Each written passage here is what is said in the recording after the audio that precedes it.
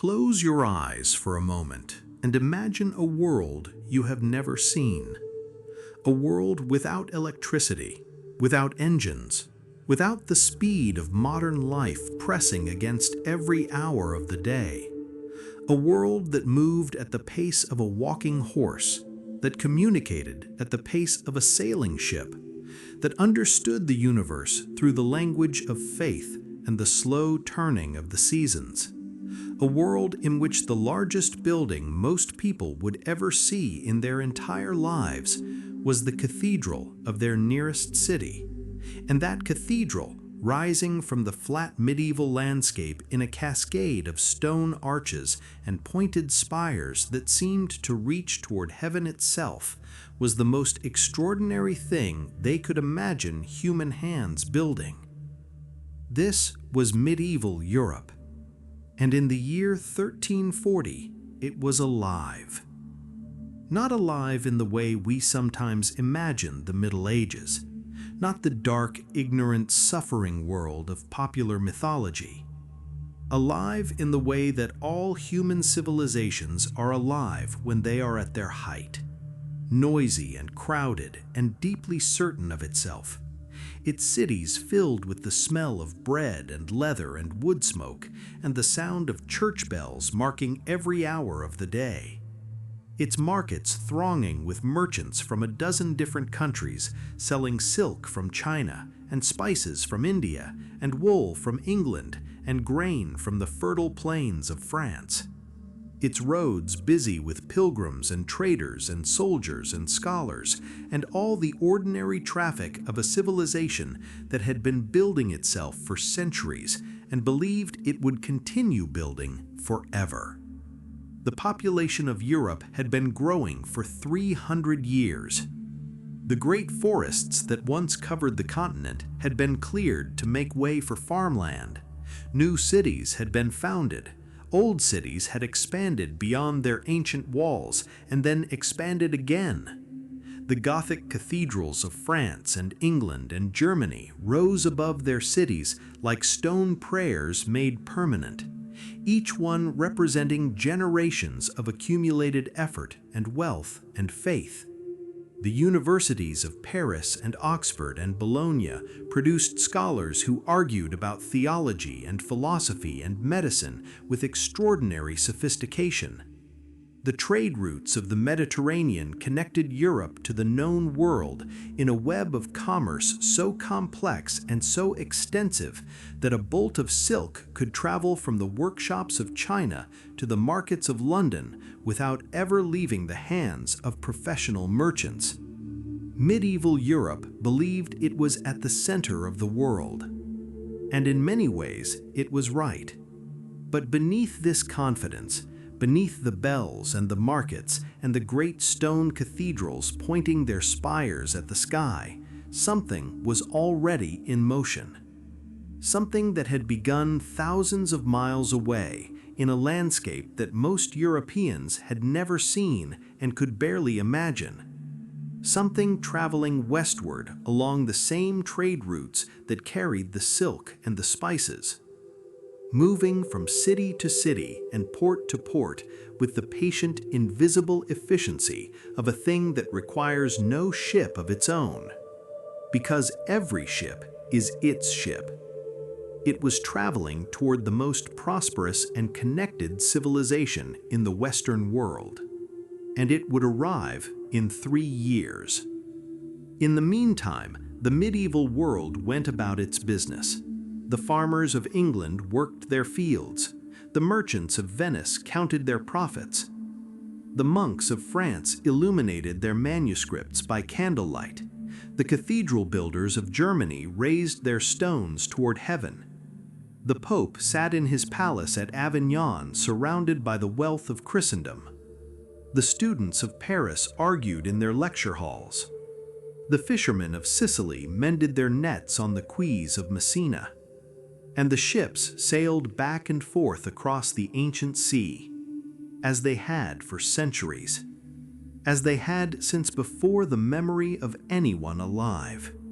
carrying their cargo from port to port along routes so old they were considered permanent features of the world, as permanent as the sea itself, as permanent as the stars above the sea.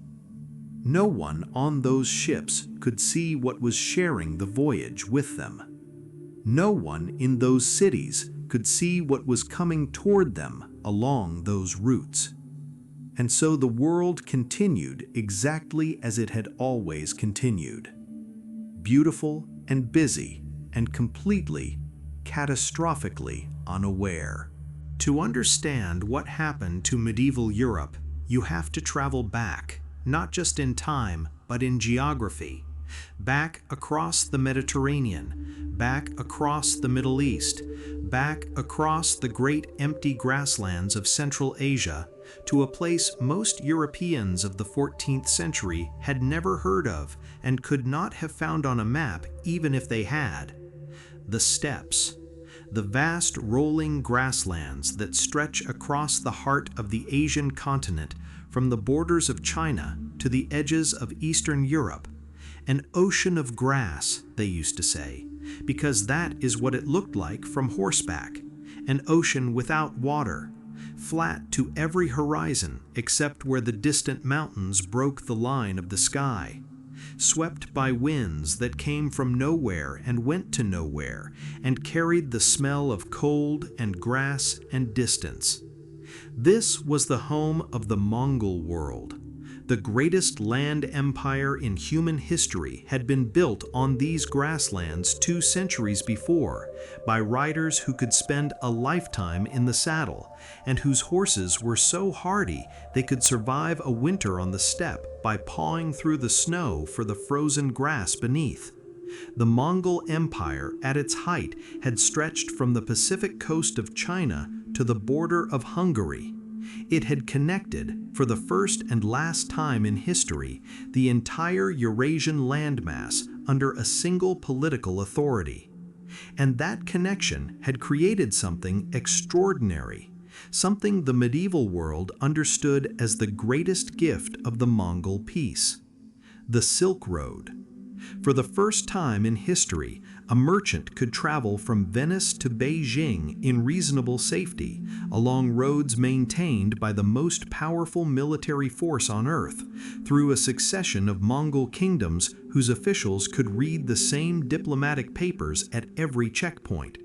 The goods of the east flowed westward, and the goods of the west flowed eastward along this road, with an ease and a volume that had never been possible before. But the road carried more than silk, more than spices, more than the luxury goods that made the fortunes of the Italian merchant families. It carried information, it carried people, it carried animals, and it carried, somewhere in the invisible biological traffic that shared the road with all of this ordinary commerce, something that had been living in the rodent populations of the Central Asian steppe for thousands of years without ever becoming a significant problem for the human world. Something that would need only the opportunity of the road. The opportunity arrived in the 1340s. The specific origin is still debated by historians, but the evidence from ancient cemeteries in what is now Kyrgyzstan, near the mountain range of the Tian Shan, suggests that something catastrophic happened to human communities in that region in the years between 1338 and 1339.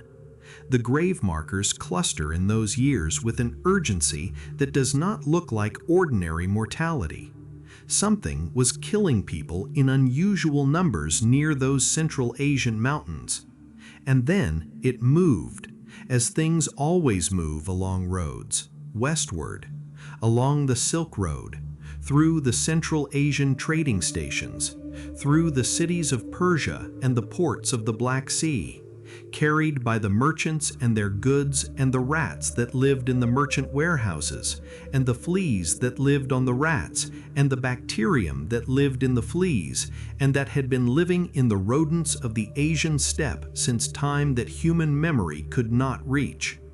It moved at the pace of trade, westward, toward the ports, toward the ships, toward the sea that connected the eastern Mediterranean to the western, toward Genoa and Venice and the merchant families whose ships were the arteries of medieval commerce, toward Europe. The Great Silk Road stretched across the dark landscape in the early evening light. The caravans moved along it as they always had. The merchants counted their profits. The camels paced their patient miles. The mountains of the Tian Shan rose in the distance against a sky moving toward stars.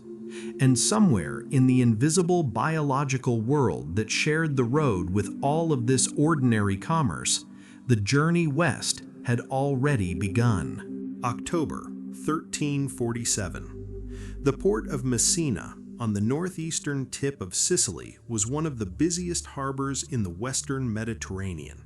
Ships came and went every day carrying the goods of the trading world, the cargo that kept medieval civilization functioning. Grain and wine and silk and spices and timber and iron and the 100 other commodities that a complex civilization required. On an ordinary October morning, 12 Genoese trading ships arrived from the Black Sea port of Kaffa. The ships tied up at the Messina quay as they had done many times before. The harbor officials walked out to meet them as they walked out to meet every arriving vessel, the routine of the port beginning its ordinary morning business. And then they saw the sailors. The ones who were still alive were barely recognizable.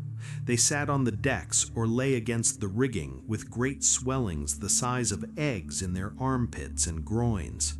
Their skin was dark with bleeding beneath the surface. Their breath was labored. Their eyes were wide and wild with a fear that no one on the quay had ever seen in a human face before. Most of the crew was already dead.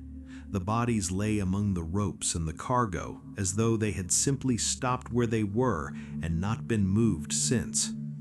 The harbor officials ordered the ships out of the harbor immediately. The order was given in a panic of authority that masked a deeper panic that had no authority to mask it. The ships were turned away from the quay and pushed back into the harbor with poles. They were ordered to return to sea with their dead and their dying, and whatever invisible thing had come with them from the Black Sea. But it was already too late. In the days that it took to notice what the ships were carrying, the port had been doing what ports do. People had come and gone, goods had been touched, ropes had been handled. The rats that lived in every ship's hold had come ashore as they always did in port and had gone back aboard as they always did when the ship prepared to leave. The invisible passenger had already disembarked. Within days, the citizens of Messina began to fall ill. The same swellings, the same blackening skin, the terrifying rapidity. A person who seemed perfectly well at breakfast could be dead by nightfall. The Messina city authorities did what every city authority across Europe would do in the weeks and months that followed. They ordered the sick to leave the city. They closed the gates. They tried to create a barrier between the healthy and the dying. None of it worked. Not in Messina, not anywhere. Because no one understood what they were dealing with. Medieval medicine had no concept of infectious disease in the way we understand it today. The dominant theory of illness was miasma, bad air, the belief that disease arose from corrupt or polluted air emanating from rotting matter, swamps, or the bodies of the sick themselves. If you could smell something bad, you could catch something bad from it. This theory was not entirely wrong in its practical implications. Many of the precautions it suggested, burning aromatic herbs, avoiding crowds, staying upwind of the sick, did reduce exposure to illness, even if for the wrong reasons. But against this particular thing, miasma theory was completely inadequate, because the mechanism of transmission was not the air itself, but the flea, the tiny, almost invisible flea that lived in the rats that lived in every city, every ship, every warehouse, every barn in medieval Europe. The flea that bit the dying rat and then bit the human within reach, carrying the bacterium from one blood supply to the next with complete indifference to any theory of disease that any medieval physician had ever proposed. The ships left Messina. They sailed to other ports, Catania, Syracuse, Genoa, Marseille. They brought what they carried to every harbor they entered, and in every harbor the same thing began: the swellings, the blackening, the terrible speed, the bodies, the fear. The news traveled at the speed of a horse along the roads of medieval Europe, but the plague traveled faster than the news, because the ships were faster than the horses. And by the time any city heard what had happened in Messina, the ships had already been and gone. The plague moved through medieval Europe along the same routes that had made medieval Europe what it was: the trade routes, the roads, the rivers, the sea lanes. Everything that had connected the medieval world and allowed it to grow and flourish and become the civilization it had become now served as the invisible highway of its destruction. Every merchant who carried goods from one city to another carried the plague with him unknowing. Every ship that left an infected port for a healthy one brought the infection with it in its hold. Every pilgrim who walked the roads of Europe carried the possibility of transmission in every direction they walked. The plague reached France in January 1348. It came through Marseille, then the second largest city in France, in January. From Marseille, it moved up the Rhône Valley toward the interior of France. The Rhône was the great highway of southern France, the river along which trade and people and ideas had moved since Roman times. The plague used it exactly as the merchants used it, moving northward with the current. Avignon, the city of the popes, was struck in the spring of 1348. The Pope, Clement VI, received the best medical advice available in the medieval world and acted on it. His physician, Guy de Chauliac, instructed him to remain isolated in his chambers between two enormous fires that burned day and night, the theory being that fire purified the air around him. The Pope sat between his fires and survived, but the city around him did not. Guy de Chauliac himself contracted the plague, recovered, and recorded what he saw with extraordinary medical precision. The plague killed so many people in Avignon so quickly that the Pope consecrated the Rhône River as holy ground so that bodies could be thrown into it rather than left unburied in the streets. Paris fell in the spring and summer of 1348. The greatest city north of the Alps, with a population of perhaps 200,000 people, the intellectual and political center of northern France, the home of the Sorbonne and the royal court. The plague moved through its densely packed streets with the efficiency that density always provides for infectious disease.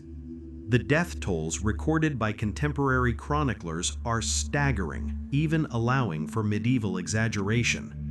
Hundreds dying each day, church cemeteries overwhelmed within weeks, the dead being buried in mass graves outside the city walls. From France, the plague moved in every direction: eastward into the Holy Roman Empire, southward into Spain and Portugal, northward toward the English Channel, westward toward Brittany and the Atlantic coast. It moved along roads and rivers, and it moved by sea. It moved faster than any human response could organize itself.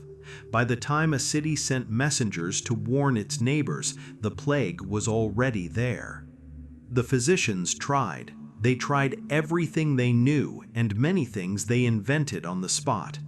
Aromatic herbs burned in the streets, bonfires at the crossroads, opening veins to let out the corrupted blood, lancing the swellings with hot irons, drinking wine, drinking vinegar, drinking water, drinking urine, eating toasted bread, eating onions, eating the flesh of newly killed animals, avoiding the south wind, facing the north wind, avoiding the east and the west. None of it worked. Not because the physicians were stupid, because they were working without the concept of bacteriology. They had no microscope. They had no germ theory. They had no understanding how the invisible world of microbiology functioned. They were dealing with a crisis that would not be fully explained for another 500 years, and in the meantime, they died alongside their patients in numbers that stripped the medical profession of a significant portion of its practitioners, which made what remained of the medical response even less adequate than it had been at the beginning. The flagellants appeared on the roads of Germany and the Low Countries in the summer and autumn of 1348. Groups of men in rough sackcloth robes who traveled from town to town performing public acts of penance, whipping themselves with leather straps studded with metal tips, singing hymns and calling on God to spare the living. The theology was straightforward. The plague was divine punishment for the sins of humanity.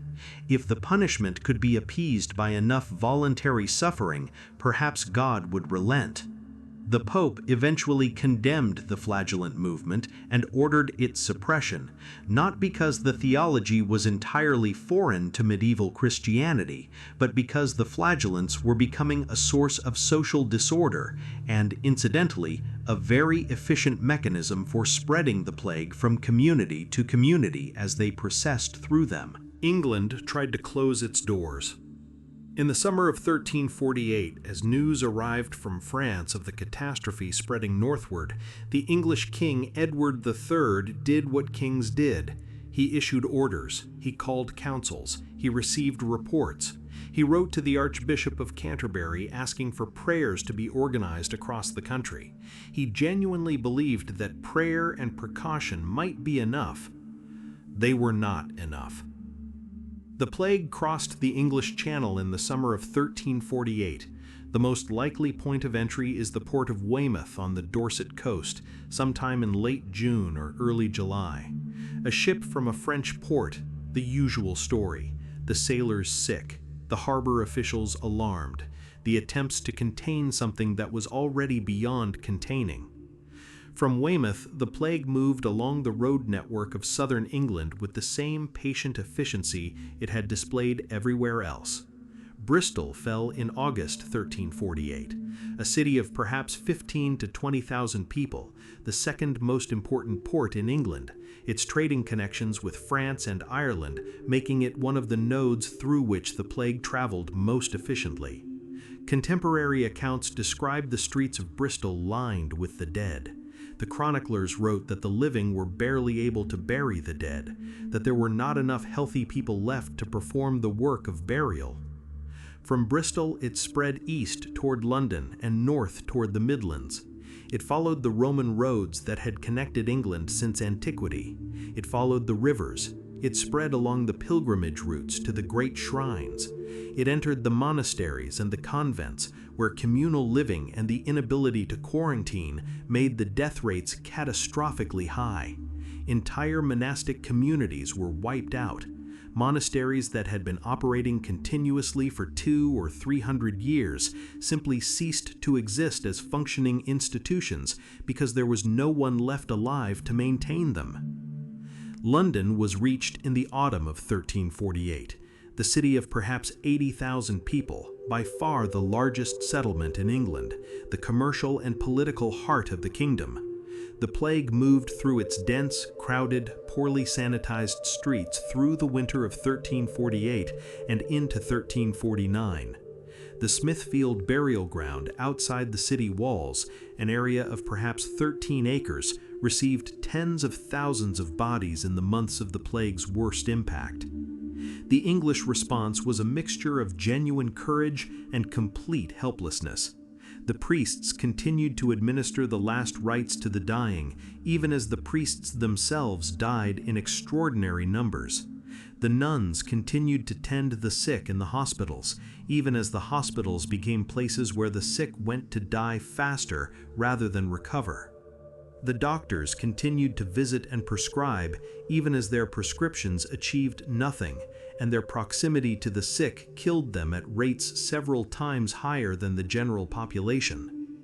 Parliament had been summoned to meet at Westminster in January 1349 and was cancelled because too many of its members were dead or dying to make the meeting viable.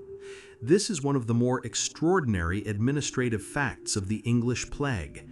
The machinery of governance simply could not assemble its required parts because those parts were dying faster than they could be replaced.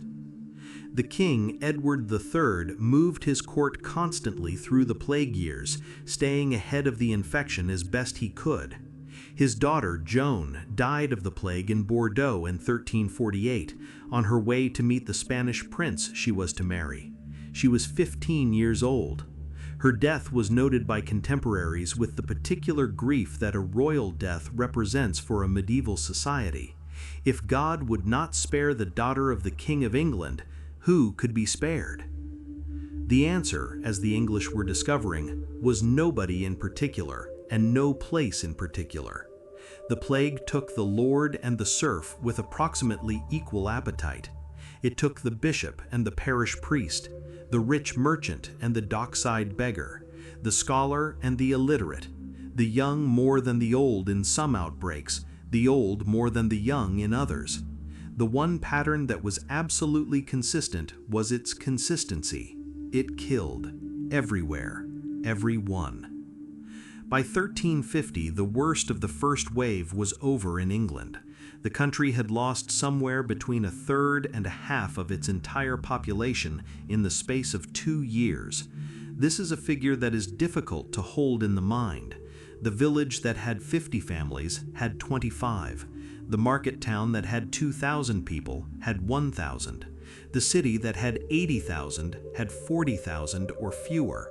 The fields that had been fully cultivated for generations lay empty because there was no one to work them. The monasteries that had maintained the intellectual and spiritual life of England for centuries were hollowed out.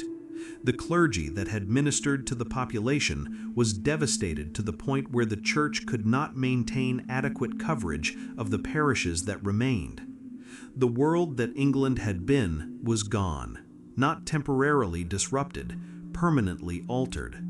The society that would emerge from the other side of the plague would be a different society from the one that entered it, and none of the people who lived through the crossing had any way of knowing whether the world they were emerging into would be better or worse than the one they had lost. History gives us the numbers, the sweeping statistics of mortality that allow us to grasp the scale of the catastrophe in a way that is intellectually comprehensible. A third of Europe, 50 million people, 25 million dead in 7 years. But the numbers do not give us the experience. The experience was this. You woke up one morning and your neighbor was sick. You had seen sick neighbors before. Sickness was a constant of medieval life. You noted it without particular alarm. You went about your day. You went to the market, to the field, to the church, to the workshop. You came home. The neighbor was worse.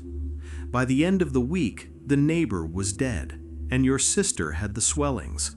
By the end of the following week, your sister was dead, and your father was sick, and the man who ran the bakery at the end of your street had nailed his shutters closed, and you did not know if he was sick inside or had fled or was simply too frightened to open his shutters. By the end of the month, you had attended more funerals than you could count, and the churchyard was already full, and the priest was telling you that they were going to have to consecrate a new piece of ground outside the town, and that you should bring your dead there. You had no framework for this. You had no way to understand what was happening. The medicine of your world told you it was bad air. The theology of your world told you it was the judgment of God. Neither explanation gave you anything useful to do. Avoiding bad air was difficult when you lived in a city. appeasing the judgment of God was impossible when God had apparently decided to judge everyone indiscriminately. Giovanni Boccaccio was in Florence in 1348. He survived the plague and wrote about it in the introduction to the Decameron, his great collection of stories set among a group of Florentines who have fled the city to the countryside to escape the disease. Boccaccio describes what he saw in Florence with the precision of a man who understood he was witnessing something that needed to be recorded for all of human posterity. He describes the swellings, the blackened skin, the speed of death. He describes neighbors refusing to help neighbors, fathers abandoning sick children, children abandoning sick parents, the collapse of every social bond under the pressure of a terror so comprehensive that self-preservation became the only operating principle. He describes the dead lying in the streets because there was no one left to carry them to the churchyard.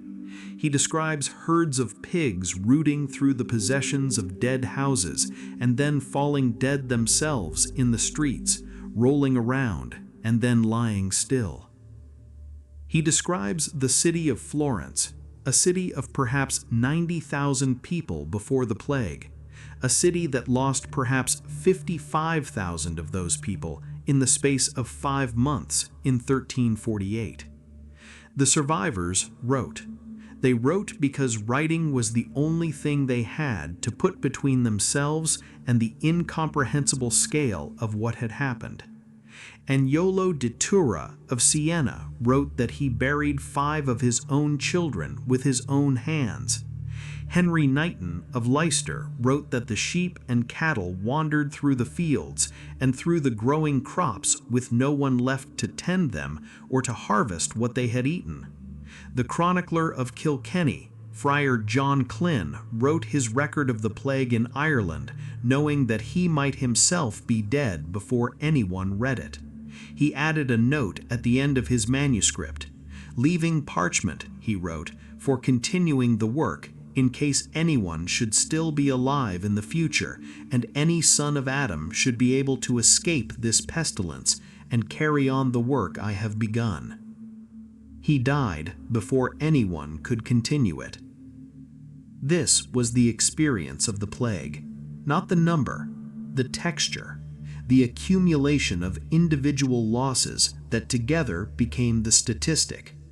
The 50 million dead were each someone's father, someone's child, someone's lifelong friend, someone's beloved. The number is too large to feel. The individual losses are too numerous to count. And somewhere between the number and the individual is the reality of what medieval Europe experienced in the years between 1347 and 1353. A reality so far outside anything in its previous experience that it had no language for what was happening to it. It invented the language as it went, in the art that emerged from the plague years, in the literature that survivors produced, in the new theological thinking that began to emerge from the wreckage of the old certainties, in the social and economic changes that the radical restructuring of the population made inevitable. The medieval world was going through the most destructive transformation in its history, and it was doing it alone, in the dark, without the benefit of any explanation that was actually true.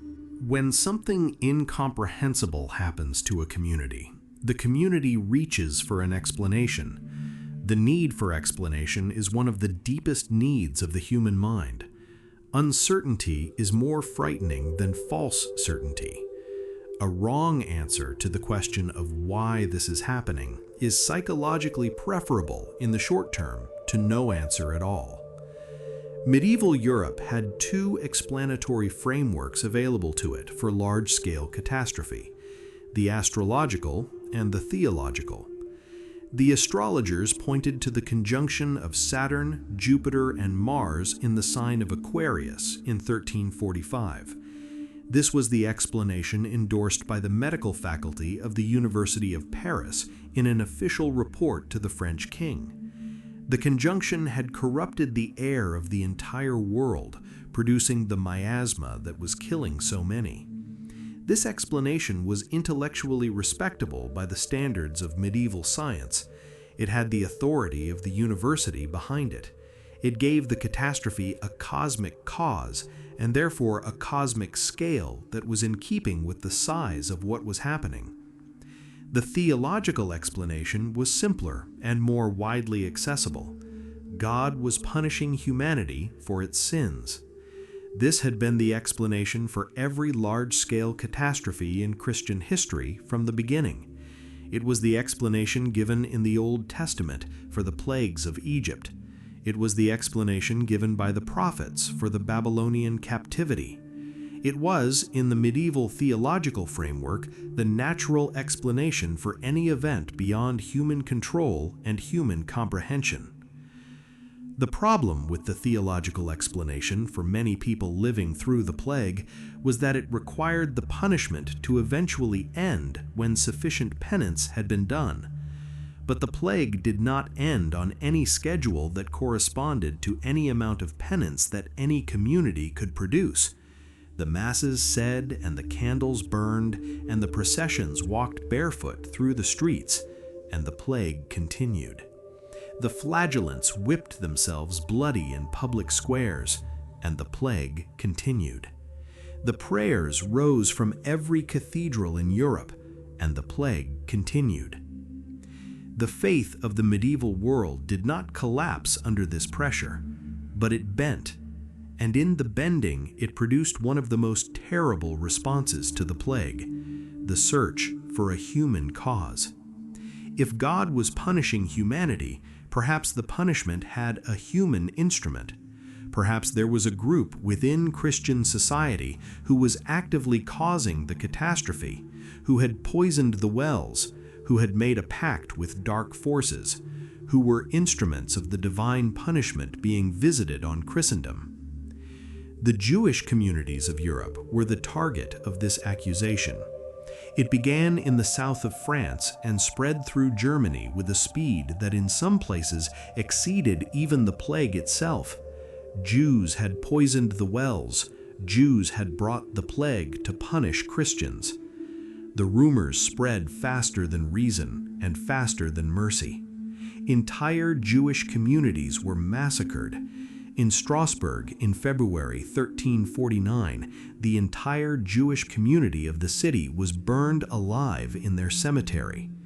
In Mainz and Cologne and many other cities of the Rhineland, the Jewish communities were destroyed before the plague had even arrived, on the accusation of having caused something that had not yet happened locally.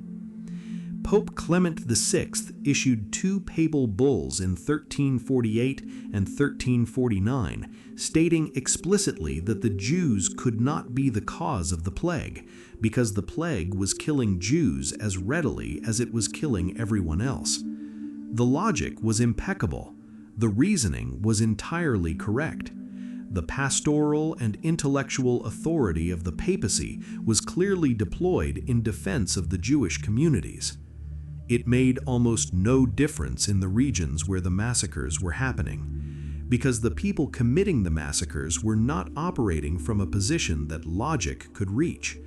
They were operating from terror, from the desperate human need to have a cause, a culprit, a target that could be identified and acted against, something that could be done when the only alternative was helplessness in the face of something no one understood or could control.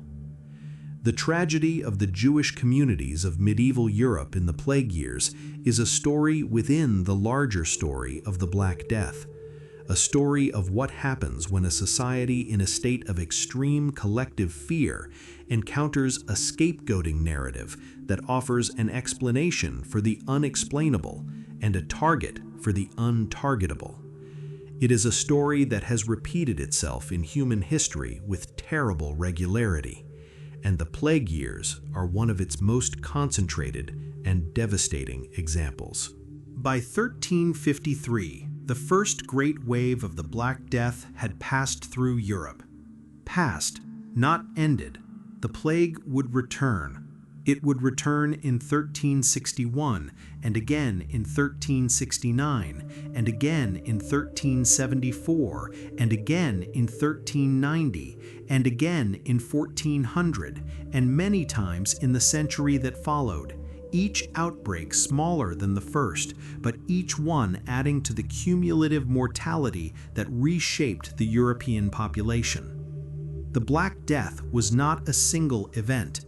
It was the beginning of a 200-year relationship between European civilization and a disease that would not fully disappear until the 18th century. But the first wave, the wave of 1347 to 1353, that was the one that changed everything. That was the one that ended the medieval world. Here is what it ended. It ended the certainty. The medieval world was built on certainty. The certainty of the church, the certainty of the social order, the certainty of the agricultural calendar, the certainty that God watched over his creation and that suffering, however terrible, had meaning. The certainty that the hierarchy of king and lord and bishop and peasant was divinely ordained and therefore permanent and just. The certainty that the cathedral would always be there, and the bells would always ring, and the mass would always be said, and the priest would always come. The plague attacked all of this certainty simultaneously. It attacked the certainty of the church by killing priests and monks and nuns in such numbers that the institutional church could not maintain its presence in significant parts of Europe. It attacked the certainty of the sacraments by making it impossible in many communities to ensure that the dying received the last rites that medieval theology considered essential for salvation. People died without confession, without absolution, without the last anointing, without the prayers over the body, and the survivors had to live with the knowledge that their loved ones had gone to whatever came next without the spiritual provisions that the church had assured them were necessary. It attacked the certainty of the social order by killing approximately a third of the population without any reference whatsoever to rank or virtue or worthiness. The peasant who survived the plague was alive. The lord who died of it was dead. The survivor inherited a world in which labor had suddenly become the scarcest thing, in which the empty fields needed to be worked, and there were not enough workers to fill all the fields that needed working, in which a peasant could, for the first time in generations, say to a lord, "If you want me to work your land, you will pay me more than the going rate, because I have been offered more down the road." And the lord, who needed the harvest brought in or he would have nothing to eat through the winter, had to agree. This was not a small thing. This was the beginning of the end of serfdom. This was the first crack in the feudal system that had organized European society for centuries. It would take generations to work through. There would be revolts and suppressions and compromises and reversals, but the direction of change had been set by the simple arithmetic of the dead. You cannot maintain a social system that depends on a large supply of cheap labor when the plague has killed a third of the labor supply. It attacked the certainty of medicine. The Black Death exposed medieval medicine as completely inadequate for the scale of the challenge it faced. Not inadequate in the sense of lazy or negligent, inadequate in the sense of simply not having the conceptual tools required. The theory of miasma, the theory of the humors, the reliance on Galenic medicine that had been the foundation of medical education for centuries, none of it had any purchase on the bacterium Yersinia pestis. The medicine of the medieval world survived the plague, but it survived it damaged. The damage to its authority would eventually contribute to the questioning of ancient medical texts that would lead in the following century to the beginnings of empirical medicine. And it attacked the certainty of the theological understanding of the world.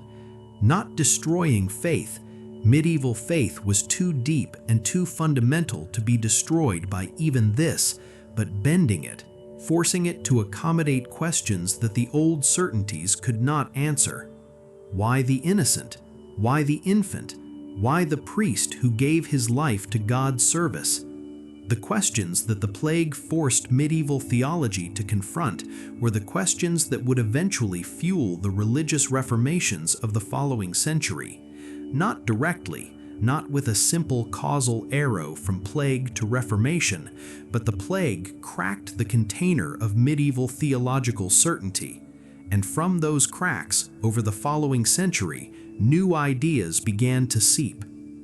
The world that entered the plague in 1447 was the world of the High Middle Ages, confident in its institutions, certain of its theology, growing in its population and its prosperity and its ambition. The world that emerged from the plague in 1453 was different, smaller, more frightened, less certain, already in ways that would take generations to become fully visible, the long transformation towards the world that would follow it. The survivors.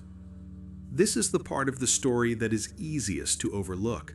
The death toll is so staggering in its scale that it can feel as though the Black Death was simply a story of dying. But 2 out of every 3 people in Europe survived the first wave. 2/3 of the population of medieval Europe lived through the plague and had to make a life in the world that remained after it. What was that like?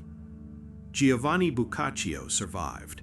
He wrote the Decameron in the years immediately after the plague, framing his 100 stories as the entertainment of a group of 10 young Florentines who have fled the plague-stricken city to a villa in the hills. The stories themselves are funny, bawdy, irreverent, and full of the pleasure of life. Critics have sometimes found this incongruous given that Boccaccio had just lived through the worst catastrophe in the history of Western civilization. But it is not incongruous. It is exactly right. The Decameron is a celebration of life by someone who has just been reminded with maximum force of how fragile life is and how quickly it can be taken. The pleasure in the stories is the pleasure of someone who is alive and knows that being alive is not guaranteed. Agnes Paston in England survived. Her letters, part of the famous Paston collection that gives us such detailed insight into 15th century English life, reflect a world that has normalized the presence of sudden death in ways that the pre-plague world had not. Death is close in the Paston letters. Not paralyzing, just close. The calculations of the Paston family about property and marriage and inheritance all take place against a background in which significant figures can be removed from the calculation by illness at any time. The anonymous English villager survived. They came back to a village that had empty houses where neighbors had been, to fields that needed working that their neighbors would not help to work, to a church with a new priest or no priest at all because the old one had died, to a community that was smaller and quieter and in which the social fabric had been visibly damaged by loss. And they kept going. This is the part of the story that is perhaps the most important. The survivors kept going. They buried their dead and they tended their remaining fields and they went back to the market and they sent their children to whatever school still existed, and they rebuilt their communities with whatever human material remained. Not because they were not devastated, not because the loss was not real and deep and permanent, but because the choice to keep going was the only choice that led somewhere. The plague created a world in which death was more familiar than it had been before. And that familiarity produced paradoxically both a greater fragility and a greater resilience. People knew now in their bones that civilization was not permanent, that the city that had stood for centuries could be emptied in months, that the social order that seemed as fixed as the stars could be dissolved by an invisible adversary that no king and no pope and no physician could stop. They knew this, and they built anyway. The first thing that happened in the aftermath of the plague, almost everywhere in Europe, was that people began to rebuild. Not metaphorically, literally.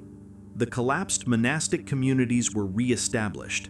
The empty parishes were filled with new priests, even if they were less well-trained than the ones they replaced. The empty fields were brought back into cultivation by the survivors, working harder because there were fewer of them, but working. The markets reopened. The ships sailed again from the ports. The trade routes resumed their ancient function. The world was smaller, but it was alive. Here is the paradox of the Black Death. The worst catastrophe in the history of the Western world was followed within a century by one of the greatest cultural explosions in the history of the Western world, the Italian Renaissance. The connection is not simple, and historians argue about its precise nature. You cannot draw a straight line from plague to Botticelli. You cannot argue that the Black Death caused the Renaissance in any simple causal sense. But you can argue, and most historians do, that the catastrophe of the plague created the conditions in which something like the Renaissance became possible. The plague destroyed the old certainties. And when old certainties are destroyed, new thinking has room to grow that it did not have before. The medieval world had been intellectually conservative, not because it was stupid, but because it was stable. Stable systems do not require revision. When the system was violently destabilized by the plague, the intellectual framework that had supported it began to require revision too. The questioning of ancient medical texts that the plague forced led to a new empiricism in medicine. If Galen's theories had not prevented the plague from killing everyone, perhaps Galen's theories deserved more scrutiny than they had received. The practice of dissection, which had been limited and somewhat controversial in medieval medicine, expanded in the post-plague period as physicians sought to understand the human body directly rather than through the medium of ancient texts. The questioning of theological certainties forced by the plague led to new theological thinking. The mystics of the 14th and 15th centuries, Meister Eckhart, Julian of Norwich, Thomas à Kempis, represent a new kind of Christian spirituality that is more personal, more inward, more focused on the direct relationship between the individual soul and God, and less dependent on the institutional mediation of the Church. This shift in religious sensibility has its roots in many places, but the experience of watching the institutional Church fail in the face of the plague is certainly one of them. The economic transformation that the plague forced led to new economic thinking. The surviving workers who demanded and received higher wages were the beginning of a labor market in the modern sense. The concentration of wealth in the hands of survivors who had inherited from the dead created a new class of people with capital to invest. The disruption of the feudal agricultural system began the long process that would eventually produce capitalism. None of these things happened quickly, but all of them began in the plague years. The demographic transformation that the plague forced was itself a kind of liberation. Not the liberation the dead would have chosen, but the liberation of the survivors into a world with more resources per person than the pre-plague world had had. More land, more food, more social mobility, more space. The English peasant of 1380 was in material terms better off than the English peasant of 1340 had been. Not because anyone had improved his conditions out of generosity or principle, because the plague had killed so many of his neighbors that his labor had become genuinely valuable, and the land was not exhausted by the pressure of a growing population. This does not redeem the Black Death. Nothing redeems the Black Death. The death of 50 million people is not a necessary price for any cultural achievement, however extraordinary. But it is important to understand that the civilization that came out of the plague was not simply a smaller and more traumatized version of the civilization that went in. It was a genuinely different civilization, changed in its relationship to authority, to the body, to death, to the individual, to knowledge, changed in ways that would take centuries to become fully visible, but that were set in motion in the years when the ships arrived at the docks with their dead sailors, and the towns locked their gates, and the priests went out to give the last rites, knowing they would very probably need someone to give them the same in a week. The world that ended in the plague years was the world of the High Middle Ages. The world that began in the plague's aftermath was the world that would eventually produce the Renaissance, the Reformation, the Scientific Revolution, the Age of Exploration, the modern world itself, with all its complexity and contradiction and extraordinary capacity for both creation and destruction. All of it shaped, at least in part, by the years when the plague moved westward along the Silk Road, and the ships arrived at Messina with their dead crews, and the bells of every church in Europe rang without stopping for years. Recovery from the Black Death was not an event, it was a century. The population of Europe did not recover to its pre-plague levels until around 1500, 150 years of slow demographic recovery, during which every generation born into a world still being shaped by what the plague had done.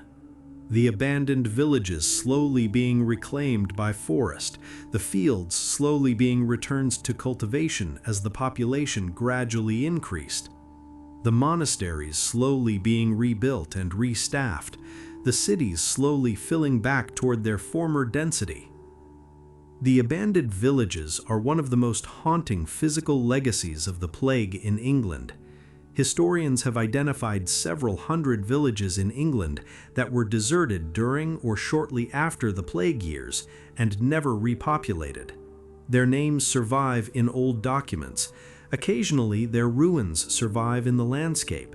Stone walls standing without roofs in the middle of what are now empty fields, a single chimney, a churchyard where the graves are too numerous for the tiny remaining population to have produced, wildflowers growing through the doorways of houses that someone once built with considerable effort and considerable hope, and that have been empty for 600 years.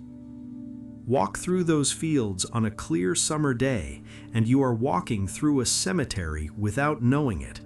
The grass under your feet covers foundations. The mound in the corner of the field was a house.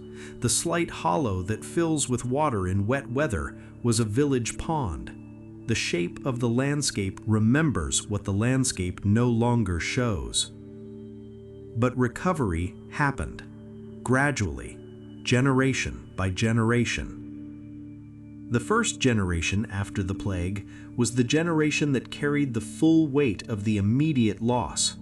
The children who had watched their parents die, the parents who had watched their children die, the survivors who had lived through the total collapse of everything familiar and been required to rebuild from the wreckage.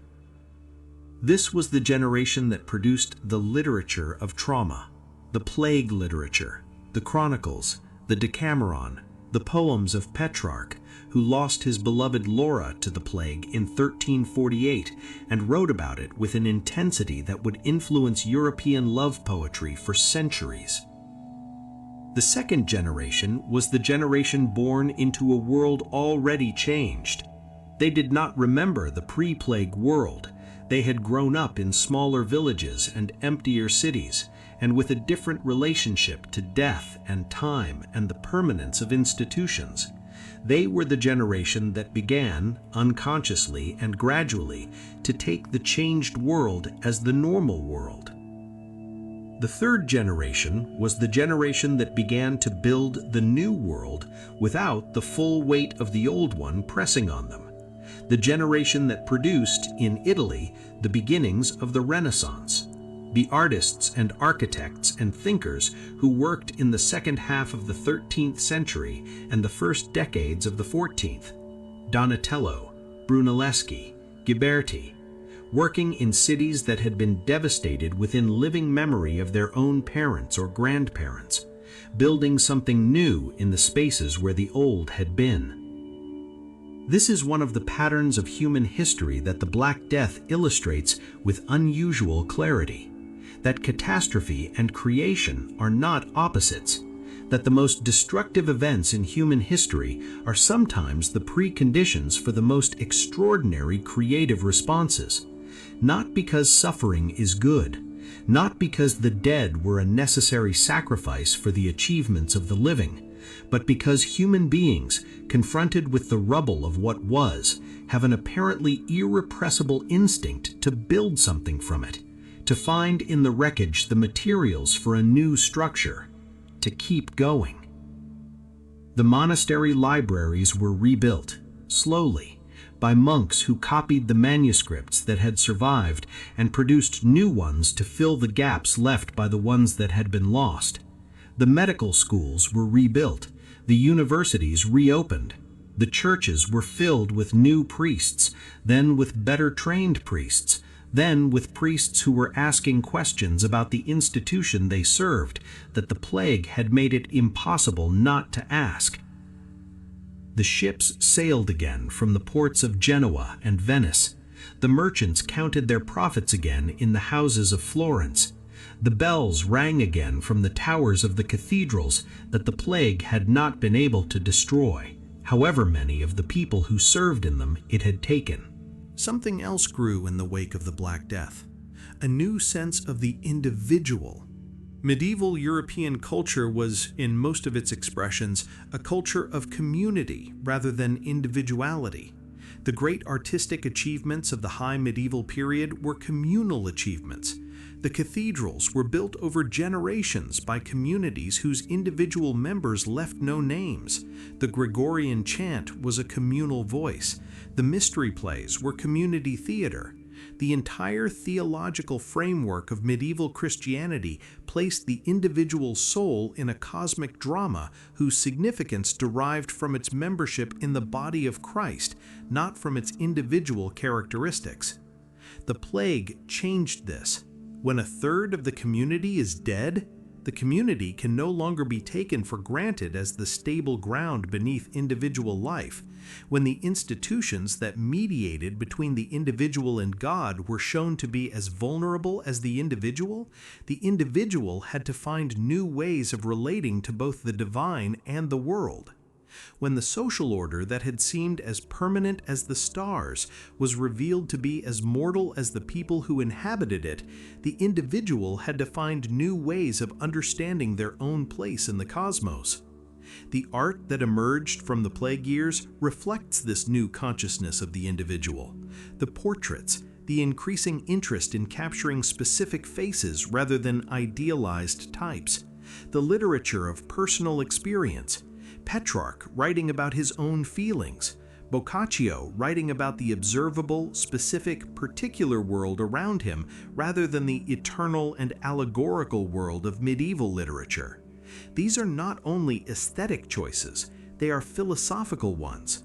They reflect a new conviction that the individual, particular, specific human life was worth examining, worth recording, worth understanding on its own terms. This conviction is the seed of humanism, and humanism is the intellectual foundation of the Renaissance, and the Renaissance is the foundation of the modern Western mind. The plague did not cause this directly, but the plague cleared ground that had been fully occupied by older forms of thought and feeling, and in the cleared ground, new growth was possible that had not been possible before. The economic changes that the plague set in motion were equally profound in their long-term effects.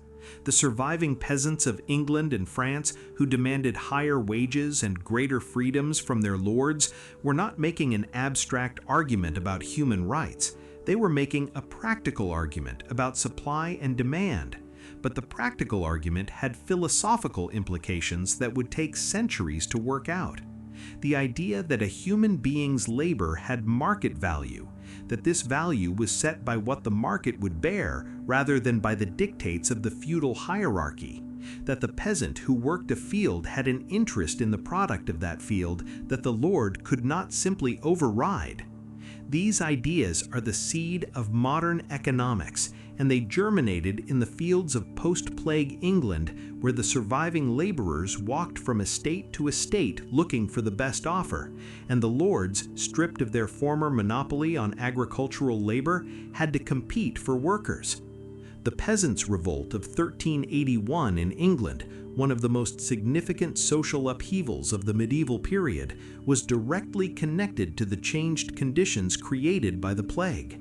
The revolt failed in its immediate objectives. The king suppressed it and the ringleaders were executed, but the conditions that produced it did not go away. The world the plague had made persisted, and in that world the old social order could be challenged in ways it had not been challenged before the plague made challenge necessary and possible. One of the most extraordinary cultural responses to the Black Death was an art form, the dance macabre, the dance of death. It appeared in the visual culture of Europe in the second half of the 14th century and dominated a significant strand of European art and literature. One of the most extraordinary cultural responses to the Black Death was an art form, the dance macabre, the dance of death. It appeared in the visual culture of Europe in the second half of the 14th century and dominated a significant strand of European art and literature for more than 100 years. The basic image was simple: a skeletal figure of death, sometimes alone, sometimes multiple, dancing with or leading away a representative sample of humanity. The Pope, the Emperor, the King, the Bishop, the Knight, the merchant, the physician, the peasant, the child, death leading them all in the same dance to the same destination. The image was grimly egalitarian. The Pope danced with the same skeleton as the beggar. The emperor could not buy his way out of the dance. The physician who prescribed remedies for others was himself led away. The knight whose armor had protected him in battle was no protection here. The child who had not yet lived was led away alongside the old man who had lived too long by his own estimation. This was the moral message of the dance macabre. Death is universal. Status is temporary.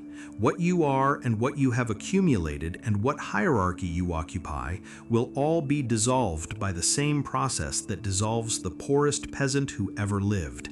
The king and the peasant will be equally bones. This message was not new. Christianity had always preached the equality of all souls before God and the temporary nature of worldly status. But the Black Death made it viscerally, personally, immediately true in a way that doctrine alone could not achieve. When you had watched the lord of the manor die of the same thing that killed the swineherd on his estate, the theological doctrine of the equality of souls in death had acquired a concrete, observable, inarguable reality. The dance macabre was painted on the walls of churches across Europe. It was printed in the earliest printed books. It was carved in stone on the walls of charnel houses where the bones of the plague dead were stored. It was a reminder, built into the fabric of the spaces where people went to pray and to be buried, that the dance was coming for everyone, that the only honest response to this was to live well while the dancing was still possible. This is a distinctly different relationship to death than the pre-plague medieval world had maintained. Not that death was absent from pre-plague medieval culture, it was omnipresent, but it was death understood primarily through the theological categories of salvation and damnation, death as a doorway to what came next, death as the point at which the eternal account of the soul was settled.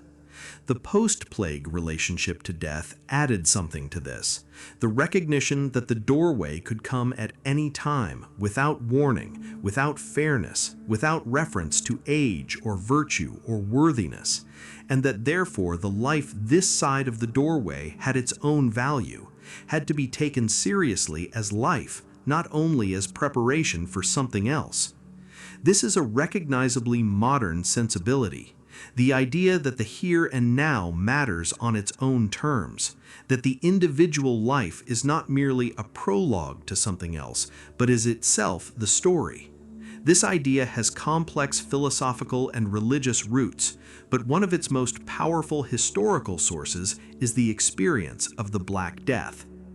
The people who watched half their world die in 2 years came out of that experience understanding something about the value of ordinary life that a comfortable world cannot teach. Every ordinary morning was now something that had been taken from half the people they had known. Every market day, every harvest, every child's laugh, every evening meal with people they loved.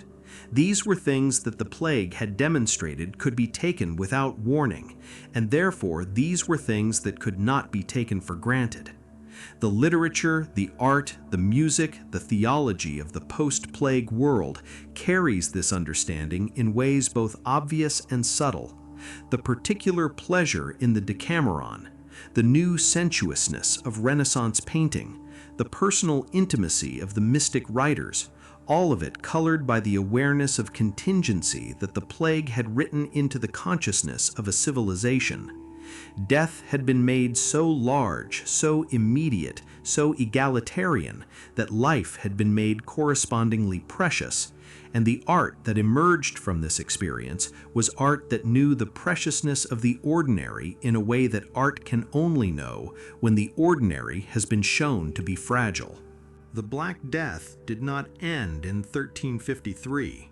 It returned in 1361 in an outbreak so severe that it killed a high proportion of the children who had been born since the first wave, earning it the name the Children's Pestilence. In 1369, in 1374, in 1390, and repeatedly through the 15th and 16th centuries, each outbreak smaller than the one before, each one adding to the cumulative demographic pressure that kept the European population below its pre-plague levels until the end of the 15th century. The plague that returned to London in 1665, 300 years after the first Great Wave, killed 1 in 5 Londoners and forced the royal court to flee the city. Samuel Pepys recorded it in his diary with the same mixture of horror and fascination and survivor guilt that Boccaccio had brought to his account of Florence 3 centuries earlier. The bills of mortality, the red crosses painted on the doors of infected houses, the cry of "Bring out your dead," the flight of those who could afford to flee and the trapped helplessness of those who could not. 300 years. The Black Death was not a single event.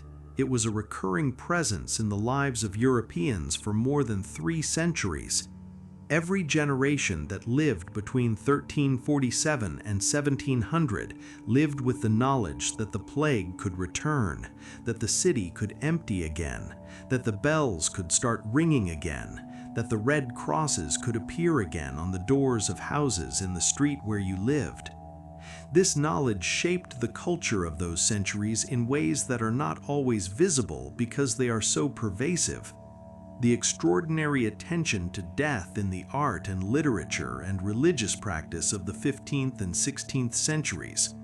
The genre ars moriendi, the art of dying well, that produced an enormous literature of practical and theological guidance on how to face death with grace. The prevalence of the skull as a symbol in painting and sculpture. The practice of keeping a memento mori on the writing desk, a physical reminder that the writer was mortal, to be glanced at while working on documents that were intended to outlast their author. The quarantine system that modern public health inherited was developed in the medieval and early modern response to plague. The word quarantine comes from the Italian quarantina, 40 days, the period for which ships arriving at Venetian ports from infected regions were required to wait at anchor before their passengers and crew could disembark. 40 days. The biblical resonance was intentional.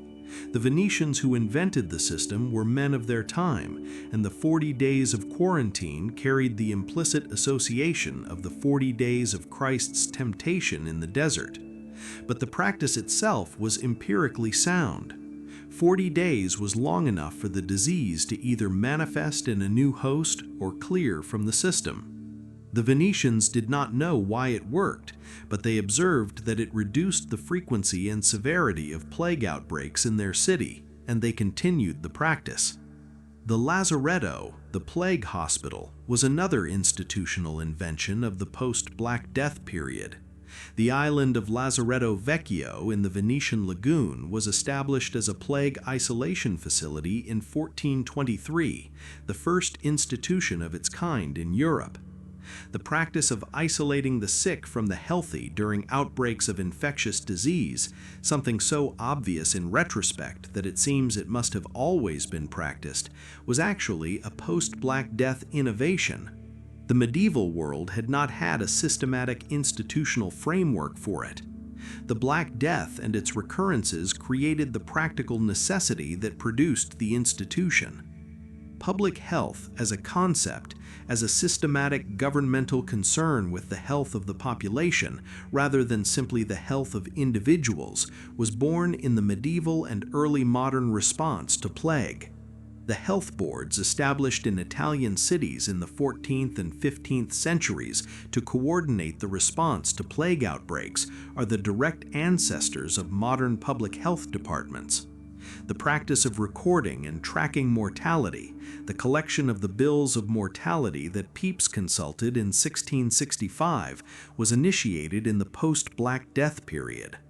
The systematic attempt to understand the patterns of disease through observation of population-level data rather than individual clinical experience begins here. None of these institutional innovations were conceived as legacies of the Black Death. They were practical responses to practical problems. But in solving those practical problems, they created institutional frameworks and empirical habits of mind that would eventually contribute to the scientific revolution and the development of modern medicine. The line from the Venetian lazaretto to the modern hospital is not straight, but it exists. Here is what survived the Black Death. The churches, the cathedrals that the plague could not knock down, the bells that rang through the plague years and continued ringing after, the faith that the plague bent but did not break, the communities that gathered again in reduced numbers around the altars of churches that were still standing, the priests who came back, and the congregations who came back, and the Mass that was said again every morning in every parish that had enough people left to have a Mass. The universities, the scholars who survived the plague and returned to their lecture halls, the manuscripts that were preserved and copied and circulated, the tradition of learning that had been severely damaged but not destroyed, Oxford and Paris and Bologna and Salamanca and the dozens of smaller institutions of European higher learning reopened after the plague and eventually flourished again. The knowledge that the plague had threatened was saved, imperfectly and incompletely, by the effort of the survivors to continue learning. The trade routes, the merchants who survived and went back to their ships and their warehouses and their counting houses, the markets that reopened, the fairs that resumed, the commercial networks that had connected medieval Europe, damaged and diminished, gradually rebuilding themselves along the same ancient routes. The Venetians and the Genoese and the Florentines going back to doing what they had always done, which was making money, with whatever reduced human resources remained. The art, the music, the literature, the creative impulse that the plague could not extinguish because it is apparently an ineradicable feature of the human species. Within a generation of the worst mortality the medieval world had ever experienced, European artists were producing some of the most extraordinary work in the history of Western civilization. Petrarch, Boccaccio, Chaucer, Langland, the unknown architects and stonemasons who built the perpendicular-style English churches of the late 13th century, with their soaring vertical lines that seem to reach for something that the horizontal weight of death cannot touch. The ordinary life, the farmers who went back to their fields, the fishermen who went back to their boats, the mothers who had more children to fill the houses that the plague had emptied, the children born after the plague who grew up knowing it only as family history, as something that had happened to people they had not known in a world they had not lived in, and who played in the empty fields and the recovering market squares with the ordinary, miraculous unself-consciousness of the young who have not yet been told that life is fragile. Life is fragile. The Black Death demonstrated this with maximum force. But fragility is not the same as impermanence. The glass is fragile, but the glass persists, cracked and mended and re-cracked and mended again, through every catastrophe the world can bring to it. Medieval Europe was that glass, and the Black Death was the hardest blow it ever sustained, and it survived. Not unchanged, not unbroken, but alive, continuing, already in the generation of the survivors, beginning to produce the new forms and ideas and institutions that would carry the civilization forward into the centuries that followed. The old world was gone. That is true, and it is important. The world of the High Middle Ages, with its particular certainties and its particular beauties and its understanding of God and humanity and the cosmos, was gone. The plague took it and did not give it back. But the new world that grew from its ruins was not nothing. It was extraordinary. It was the world of the Renaissance and the Reformation and the scientific revolution and the age of exploration. The world that produced Leonardo and Michelangelo and Shakespeare and Galileo and Newton. The world that would eventually produce the scientific understanding of infectious disease that would make future plagues comprehensible and therefore preventable, and therefore something other than the absolute mystery and absolute terror they had been to every human community that faced them before the age of bacteriology. The first step on the road to that understanding was taken by the survivors of the Black Death, who kept going. What does the Black Death mean? It is a question that every generation since the 14th century has asked, and every generation has answered it differently, according to its own preoccupations and fears. The contemporaries saw it as divine judgment. The humanists of the Renaissance saw it as the catastrophe that made the Renaissance necessary. The Enlightenment historians saw it as an episode of superstition and ignorance that modern science had finally transcended. The 20th century historians who lived through their own catastrophes of mass death saw in it something more familiar, more disturbing, more relevant than their predecessors had. We live in a world that has, in the past century, experienced its own encounters with pandemic disease. The influenza of 1918 that killed 50 million people worldwide, roughly the same number as the Black Death, in 2 years. The HIV/AIDS epidemic that has killed 40 million people since the 1980s and continues. The COVID pandemic of 2020 that reminded the modern world with uncomfortable force that the relationship between human civilization and infectious disease that began when the first farming communities created the conditions for the first epidemic diseases is not a historical phenomenon, but a permanent condition of human existence.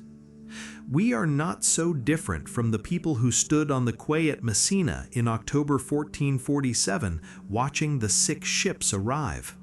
We have the advantages they lacked. We have germ theory. We have vaccines. We have antibiotics. We have public health infrastructure. We have global communication systems that allow scientific understanding to be shared in minutes rather than months. But we have the same fears, the same need to understand what is happening and to act on that understanding, the same impulse to assign blame when understanding fails, the same experience of watching institutions that seemed permanent reveal their vulnerability, the same discovery that the social fabric is both stronger and more fragile than it appeared in ordinary times. The Black Death is not only history, it is a mirror in which a civilization can look at itself under the most extreme pressure possible and ask what it is made of, what holds when everything is tested, what breaks, what can be rebuilt, and what cannot.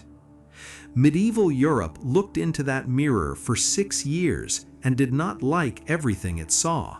The scapegoating of the innocent, the flight of those who could afford to flee, the breakdown of social bonds under the pressure of individual terror, the failure of authority, medical and spiritual and temporal, to protect the people who depended on it.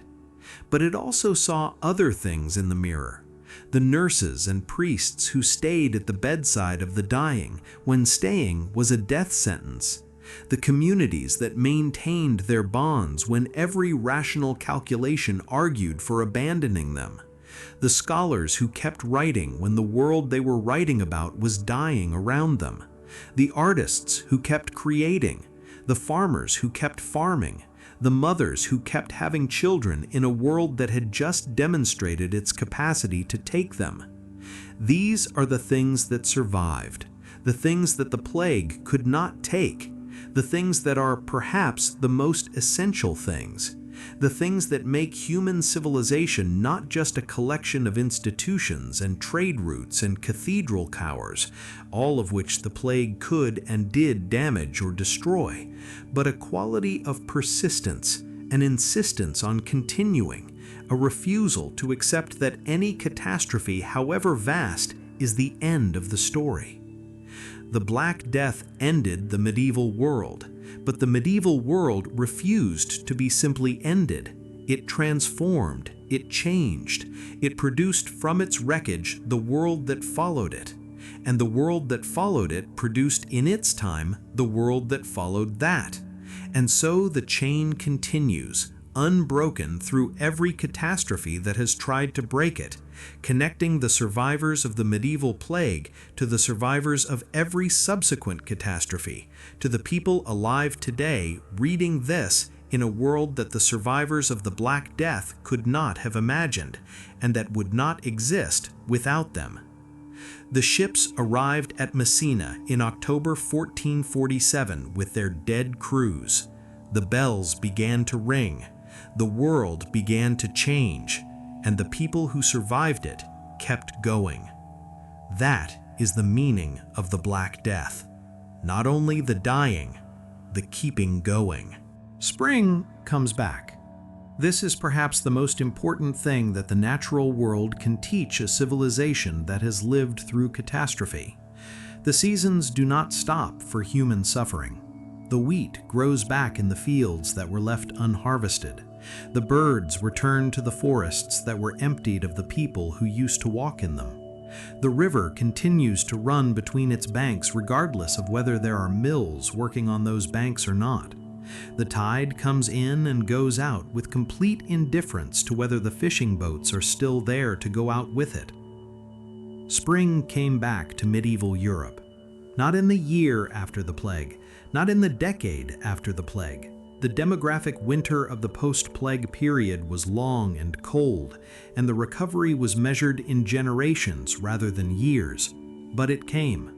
The population grew again, slowly at first, then with increasing momentum as the worst recurrence years passed, and the disease itself, for reasons that are still not fully understood, became gradually less virulent and less frequent. The spring that came back to Europe after the Black Death was a different spring than the one that had been there before. It bloomed in a different landscape. in fields that were fewer and in some places better for the reduced pressure on the soil, in cities that were less crowded and in some places better for the reduced density of their population, in a society that was less rigidly stratified and in many ways better for the reduced weight of the feudal hierarchy that the plague had begun to erode.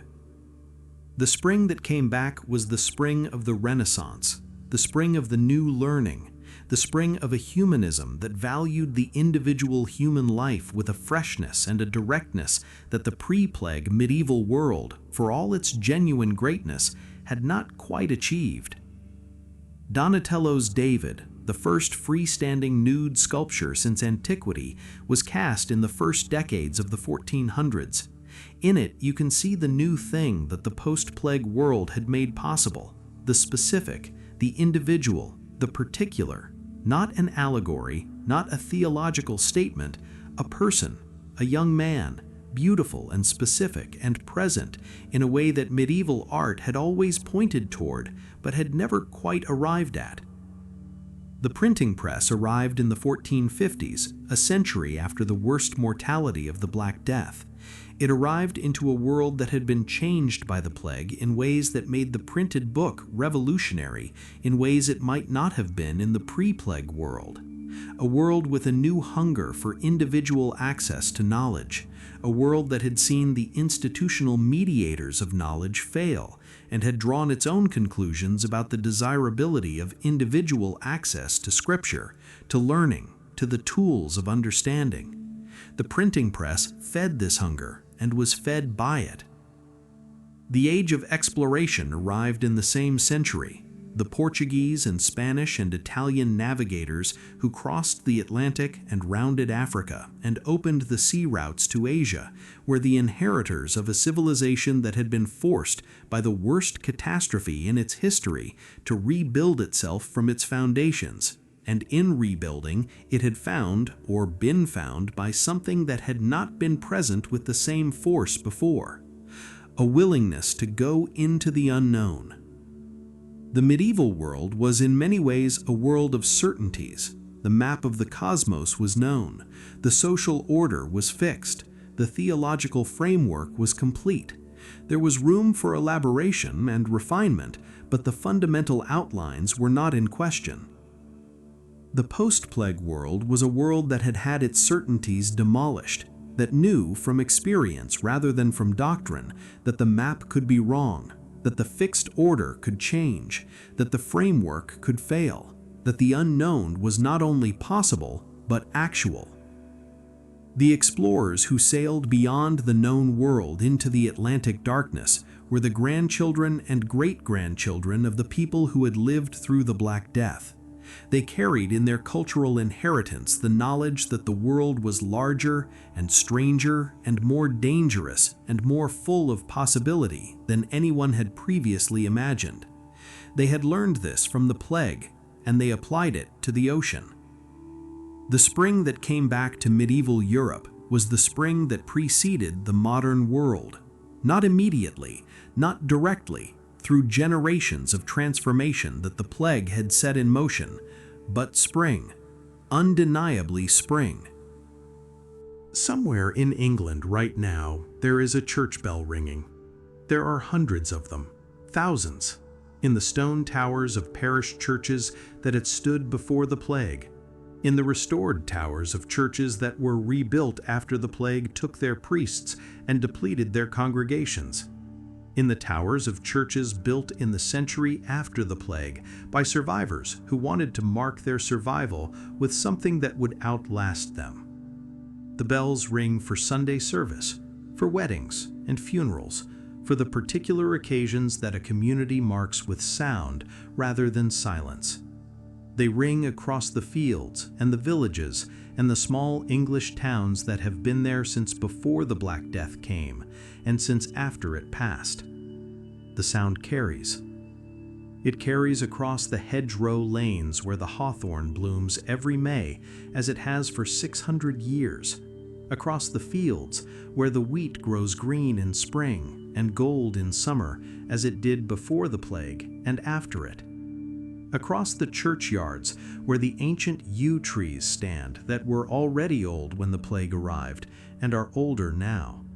The yew trees that watched the mass burials of the plague years and watched the churchyards slowly return to their ordinary purpose in the years that followed.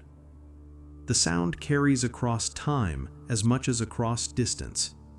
It is the sound of the same bells that rang without stopping in the plague years, the same sound, or the sound of bells that replaced them when the first ones cracked from overuse, that has marked the hours of English life for centuries.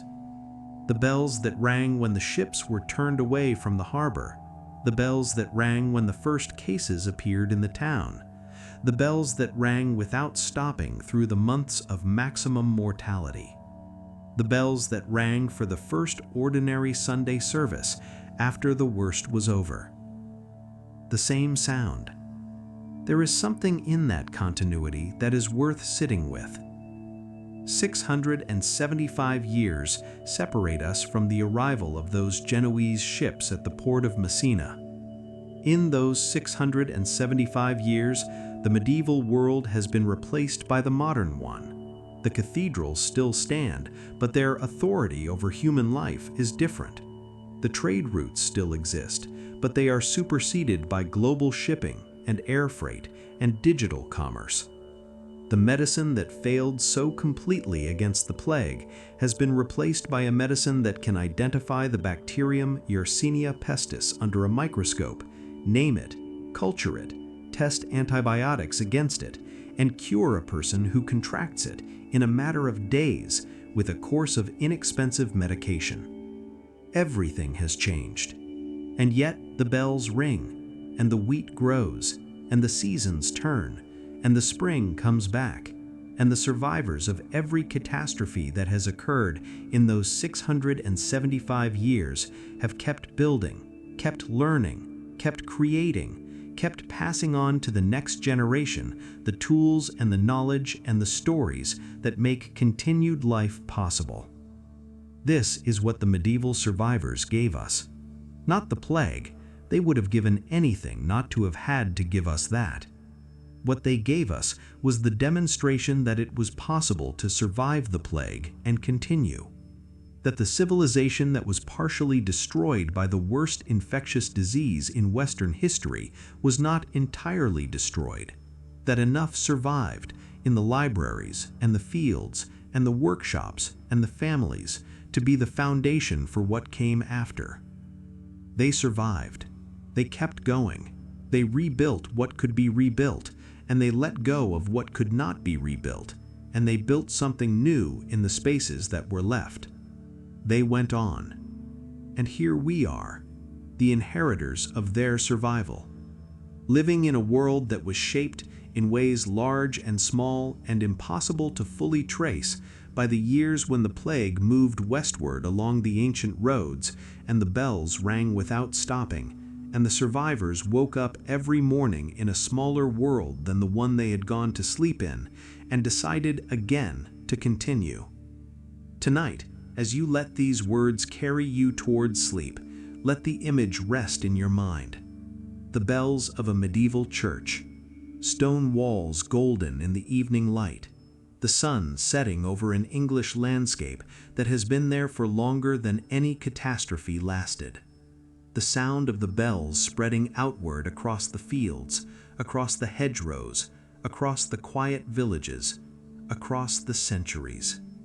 The world continues. It always has, through every plague and every catastrophe and every moment when it seemed as though continuation was impossible. The bells ring, and the world continues.